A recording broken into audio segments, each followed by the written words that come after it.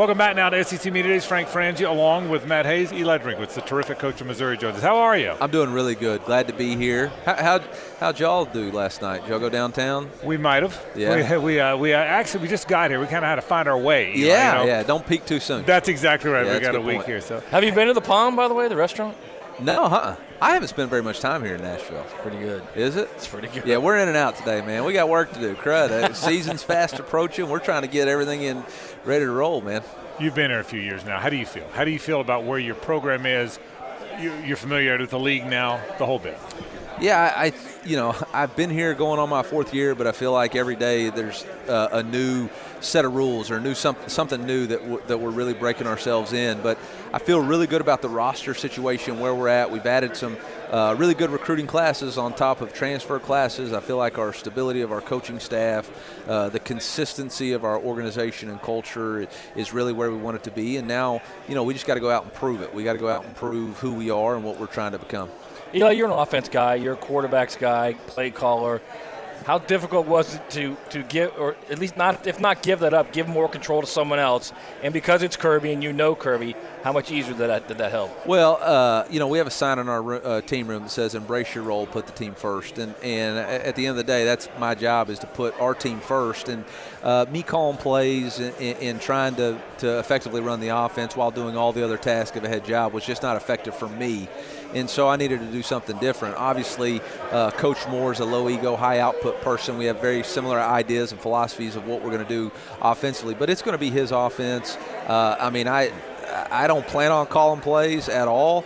I plan on suggesting a few plays here and there. But on 3rd and 7, you might suggest one? Hell no. Nobody likes to suggest plays on 3rd down. 1st down and 2nd down, man. 3rd down, that thing's quiet as all get out, So, but I plan on, just being involved, trying to have an eye for execution, but being involved in all aspects of the game plan and making sure that as a team, the things that are important to me, which are discipline and execution in critical situations, which we were not as effective as we needed to be last year, that we improve on those things so we get different results. Will some of that Boise State stuff bleed in a little, you think? Because You know what? Honestly, obviously, Kirby played at Boise and I coached at Boise, but both of us have varying backgrounds that really aren't Boise tied. Right. Obviously, he came from the Kalen DeBoer and Ryan Grubb and Coach Tedford and myself from Coach Malzahn and other influences. So, Dwayne Ledford had a big influence on me when I was at NC State. So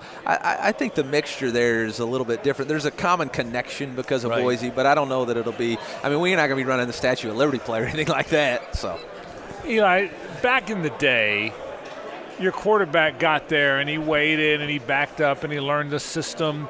That world is so different now. Not happening. Most quarterbacks now played somewhere else last year. How hard is that as a coach and an offensive-minded coach? Look, at the end of the day, it is what it is moving forward. I think the reality of it is you have to embrace that every year you rebuild your roster starting in December, and it starts one with roster retention, then it goes to signees, junior college, and transfer. And those are the 4 ways that you can build your roster. And every year is a year by year construction business because there isn't as much patience or I'm going to be willing to sit or I'm going to be willing to do this. It's going to be more of, hey, if I'm not playing, I'm leaving, So when we were in Destin, we were talking, you said December rolls around and you literally have no idea what your roster is going to look like. Yeah, you really don't because everybody has the opportunity to pursue what's in their best interest, and that's the new governance of college football moving forward. And so as coaches, it's our job to embrace what the rules are and try to utilize it to our best advantage possible. And so at Mizzou, that's kind of how we do it. We construct our roster based off those 4 premises, and every year is about building the best roster you can for this year. There's not going to be a lot of overall, we're a developmental program, but there's not always going to be, hey, this guy's going to be willing to be developed over the course of time. So it goes against everything know, right? Yeah, especially at a young age, starting as a 7th grade coach, playing as a junior, you look back at some of the greatest teams, those guys were 5th-year seniors that got their chance to play as redshirt juniors, redshirt seniors. But that's the new wave of college football, and we're not going to go back the other direction, so it is what it is. Eli, final thing here. Speaking of the new wave, This is the last year of a 4-team playoff. The 12-teamer starts next year. The conference expands next year. There's no more divisions. You like it? You like what we've done? Oh, I like pieces and parts of it. You know, Okay. I'm more of a preferred traditionalist. I believe the traditions and customs of the SEC make it the best conference in college football, and just want to make sure we don't lose too much of that.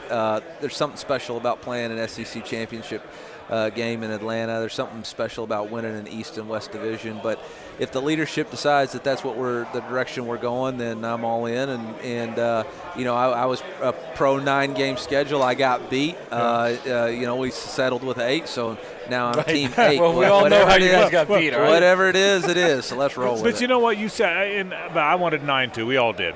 But I like divisions. I'm glad you said that because I can't find anybody else that's like divisions. I know now everybody gets to play everybody. I like divisions. We should have divisions. Yeah, I like divisions. You're going to create the scenario that none of us have talked about is with an 8-team schedule, how many teams could potentially be 7-1 and not have any crossover games? So how are you going to decide who's going to be the top 2 teams? Are you going to flip coins? And those tiebreakers, isn't that why we got rid of the BCS era? But I digress. Eli Drinkwitz from Missouri. Hey, thanks for spending time. We sure appreciate it. MIC. Back in a moment from SEC Media Days in Nashville.